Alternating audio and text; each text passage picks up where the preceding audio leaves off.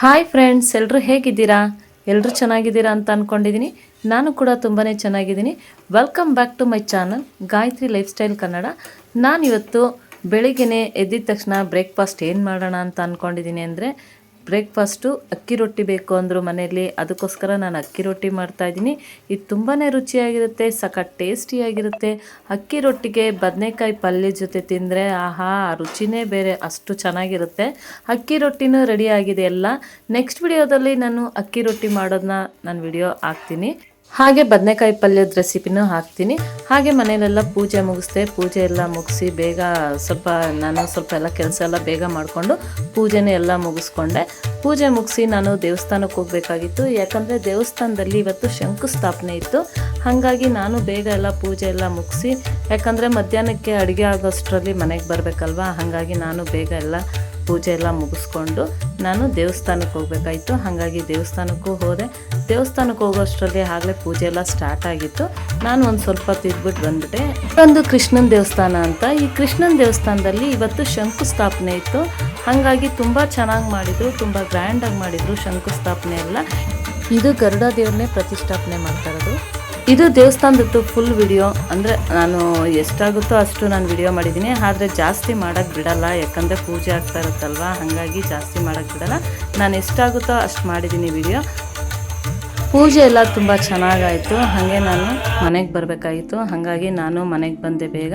ಮನೆಗೆ ಬಂದು ಬೇಗ ಒಂದು ಲಂಚಿಗೆ ರೆಡಿ ಮಾಡಬೇಕಾಗಿತ್ತು. ಯಾಕಂದರೆ ನಮ್ಮ ಯಜಮಾನ್ರು ಮಕ್ಕಳು ಎಲ್ಲ ಇದ್ರಲ್ವ. ಹಾಗಾಗಿ ಬೇಗ ಲಂಚಿಗೆ ರೆಡಿ ಮಾಡಬೇಕಾಯಿತು. ಏನು ಮಾಡೋದು ಅಂದ್ಬಿಟ್ಟು ನಾನು ಹಿಂದಿನ ದಿವಸನೇ ಹುರುಳಿಕಾಳನ್ನ ನೆನೆಸಿಟ್ಟು ನಾನು ಮೊಳಕೆ ಕಟ್ಟಿದ್ದೆ ನೈಟೇ. ಬೆಳಿಗ್ಗೆ ನೋಡಿದ್ರೆ ಚೆನ್ನಾಗಿ ಮೊಳಕೆ ಬಂದಿತ್ತು. ಹಾಗಾಗಿ ಇದೇ ಸಾಂಬಾರು ಮಾಡೋಣ ಅಂತ ರೆಡಿ ಮಾಡಿಕೊಂಡೆ. ಹಾಗಿದ್ರೆ ಬನ್ನಿ ಫ್ರೆಂಡ್ಸ್, ನೋಡೋಣ ಹುರುಳಿಕಾಳು ಮೊಳಕೆ ಕಟ್ಟಿದ ಸಾಂಬಾರು ಹೇಗೆ ಮಾಡೋದು ಅಂತ ನೋಡೋಣ ಬನ್ನಿ. ಮಸಾಲೆ ಒಂದು ರೆಡಿ ಮಾಡ್ಕೊಂಡ್ಬಿಟ್ರೆ ಒಂದು 15 ಮಿನಿಟ್ಸಲ್ಲಿ ನಾವು ಈ ಸಾಂಬಾರು ಮಾಡ್ಕೊಳ್ಬೋದು. ಸ್ಟವ್ ಹಚ್ಕೊಂಡು ನಾನು ಒಂದು ಪ್ಯಾನ್ ಇಟ್ಕೊಂಡಿದ್ದೀನಿ. ಪ್ಯಾನ್ಗೆ ಒಂದು 6 ಲವಂಗ ಹಾಕ್ಕೊಳ್ತಾ ಇದ್ದೀನಿ, 2 ಚಕ್ಕೆ ಹಾಕ್ಕೊಳ್ತಾ ಇದ್ದೀನಿ, ಒಂದು ಅರ್ಧ ಸ್ಪೂನ್ ಆಗೋಷ್ಟು ಸೋಂಪು ಹಾಕ್ಕೊಳ್ತಾ ಇದ್ದೀನಿ. ಇದನ್ನೆಲ್ಲ ನಾವು ಲೈಟಾಗಿ ಫ್ರೈ ಮಾಡ್ಕೊಳ್ಳೋಣ. ಧನಿಯಾ ಕಾಳನ್ನ 1 ಸ್ಪೂನ್ ಆಗೋಷ್ಟು ನಾನು ಹಾಕ್ಕೊಂಡು ಫ್ರೈ ಮಾಡ್ಕೊಳ್ತಾ ಇದ್ದೀನಿ. ಈರುಳ್ಳಿ ಒಂದು 2 ಈರುಳ್ಳಿ ತೊಗೊಂಡಿದ್ದೆ, ಅದನ್ನು ಹಾಕ್ಕೊಂಡು ಹೀಗೆ ಫ್ರೈ ಮಾಡ್ಕೊಳ್ಳೋಣ. ಸ್ವಲ್ಪ ಹಸಿ ವಾಸನೆ ಹೋಗೋವರೆಗೂ ನಾವು ಫ್ರೈ ಮಾಡ್ಕೊಳ್ಬೇಕು. 2 ಬ್ಯಾಡಗಿ ಮೆಣಸಿನ್ಕಾಯಿ, 2 ಗುಂಟೂರು ಮೆಣಸಿನ್ಕಾಯಿ, ಮತ್ತು 1 ಸ್ಪೂನ್ ಆಗೋಷ್ಟು ಉರುಗಡ್ಲೆ, ಅರ್ಧ ಸ್ಪೂನ್ ಆಗೋಷ್ಟು ಗಸಗಸೆ ಹಾಕ್ಕೊಂಡಿದ್ದೀನಿ. ಇದನ್ನೆಲ್ಲ ಹಾಕ್ಕೊಂಡು ಫ್ರೈ ಮಾಡ್ಕೊಳ್ತೀನಿ. 1 ಇಂಚ್ ಆಗೋಷ್ಟು ನಾನು ಶುಂಠಿ 1 ಇಂಚ್ ಹಾಕ್ಕೊಳ್ತಾ ಇದ್ದೀನಿ. ಬೆಳ್ಳುಳ್ಳಿ ಒಂದು 2 ಗಡ್ಡೆ ಸಿಪ್ಪೆ ಎಲ್ಲ ಬಿಡಿಸಿ ಇಟ್ಕೊಂಡಿದ್ದೆ, ಅದನ್ನು ಹಾಕ್ಕೊಳ್ತಾ ಇದ್ದೀನಿ. ಸ್ವಲ್ಪ ಕೊತ್ತಂಬರಿ ಸೊಪ್ಪು ಹಾಕ್ಕೊಂಡು ಇದನ್ನೆಲ್ಲ ಫ್ರೈ ಮಾಡ್ಕೊಳ್ತೀನಿ. ಇದೆಲ್ಲ ಚೆನ್ನಾಗಿ ಫ್ರೈ ಮಾಡ್ಕೊಂಡಿದ್ದಾದ್ಮೇಲೆ ಇದಕ್ಕೆ 1 ಸ್ಪೂನು ಖಾರದ ಪುಡಿ ಹಾಕ್ಕೊಳ್ತಾ ಇದ್ದೀನಿ, 2 ಸ್ಪೂನು ಧನಿಯಾ ಪುಡಿ ಹಾಕ್ಕೊಳ್ತಾ ಇದ್ದೀನಿ, ಅರ್ಧ ಟೀ ಸ್ಪೂನು ಗರಂ ಮಸಾಲ ಹಾಕ್ಕೊಳ್ತಾ ಇದ್ದೀನಿ. ಈಗ ನಾವು ಈ ಮಸಾಲೆ ಹಾಕಿದ್ಮೇಲೆ ಲೈಟಾಗಿ ಫ್ರೈ ಮಾಡ್ಕೊಳ್ಬೇಕು. ಸ್ವಲ್ಪ ಬೆಚ್ಚಗೆ ಮಾಡ್ಕೊಂಡ್ರೆ ಸಾಕು, ಇಲ್ಲಾಂದರೆ ಕಪ್ಪಾಗ್ಬಿಡುತ್ತೆ. ಹಾಗಾಗಿ ಈ ಮಸಾಲೆಗಳೆಲ್ಲ ಆರಿದ್ಮೇಲೆ ನಾನು ಮಿಕ್ಸಿಗೆ ಹಾಕ್ಕೊಂಡು ನೈಸಿಗೆ ರುಬ್ಕೊಳ್ತೀನಿ.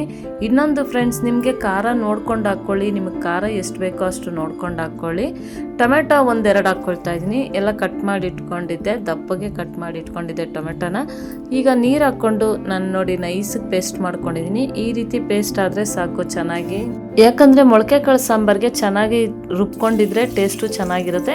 ಸ್ಟವ್ ಹಚ್ಕೊಂಡು ನಾನು ಕುಕ್ಕರ್ ಇಟ್ಕೊಂಡಿದ್ದೀನಿ. ಕುಕ್ಕರ್ ಇಟ್ಕೊಂಡು ಒಂದು 4 ಟೇಬಲ್ ಸ್ಪೂನ್ ಆಗೋಷ್ಟು ಎಣ್ಣೆ ಹಾಕ್ಕೊಳ್ತಾ ಇದ್ದೀನಿ. 1-2 ಪಲಾವ್ ಎಲೆ ಹಾಕ್ಕೊಳ್ತಾ ಇದ್ದೀನಿ. ಕಸ್ತೂರಿ ಮೇಥಿ ಸ್ವಲ್ಪ ಹಾಕ್ಕೊಳ್ತಾ ಇದ್ದೀನಿ.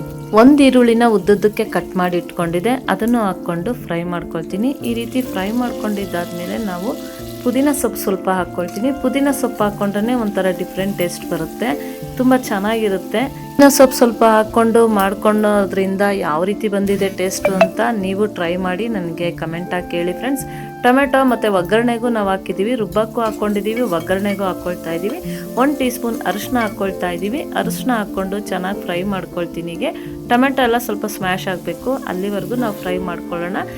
ಈಗ ಮೊಳಕೆ ಕಟ್ಟಿರೋ ಹುರುಳಿಕಾಳನ್ನ ಹಾಕ್ಕೊಂಡು ನಾವು ಹಸಿ ವಾಸನೆ ಹೋಗೋವರೆಗೂ ಸ್ವಲ್ಪ ಫ್ರೈ ಮಾಡ್ಕೊಳ್ಳೋಣ.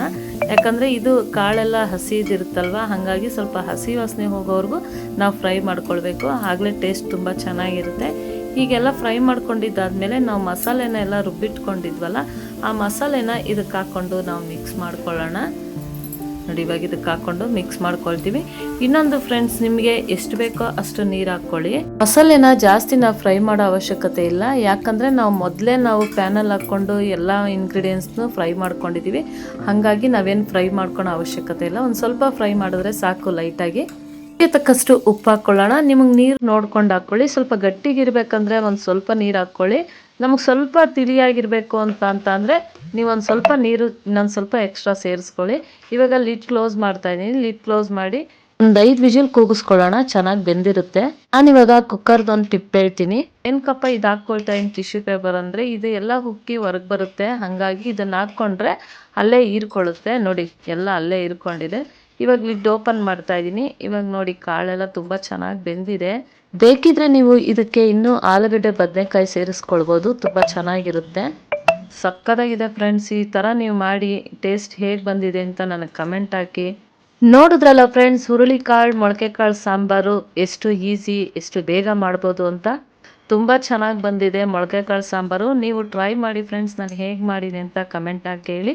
ಈ ಹುರುಳಿಕಾಳು ಮೊಳಕೆ ಕಾಳು ಸಾಂಬಾರನ್ನ ನೀವು ಚಪಾತಿಗೆ ತಿನ್ಬೋದು, ಅನ್ನಕ್ಕೆ ತಿನ್ಬೋದು, ಮುದ್ದೆಗಂತೂ ಸೂಪರ್ ಕಾಂಬಿನೇಷನು, ರೊಟ್ಟಿಗೆ ಎಲ್ಲದಕ್ಕೂ ಹಾಕ್ಕೊಂಡು ತಿನ್ಬೋದು ಈ ಸಾಂಬಾರನ್ನ. ನನ್ನ ವಿಡಿಯೋ ಇಷ್ಟ ಆದರೆ ಲೈಕ್ ಮಾಡಿ, ಕಮೆಂಟ್ ಮಾಡಿ, ಶೇರ್ ಮಾಡಿ ಮತ್ತು ಸಬ್ಸ್ಕ್ರೈಬ್ ಮಾಡ್ಕೊಂಡು ನೋಡಿ. ನೀವು ಸಬ್ಸ್ಕ್ರೈಬ್ ಮಾಡ್ಕೊಂಡು ನೋಡಿದ್ರೆ ನಾನು ಯಾವುದೇ ಒಂದು ವಿಡಿಯೋ ಹಾಕಿದ್ರು ಫಸ್ಟ್ ನೋಟಿಫಿಕೇಷನ್ ನಿಮಗೆ ಬರುತ್ತೆ. ಹೀಗೆ ಸಪೋರ್ಟ್ ಮಾಡ್ತಾ ಇರಿ. Thank you friends.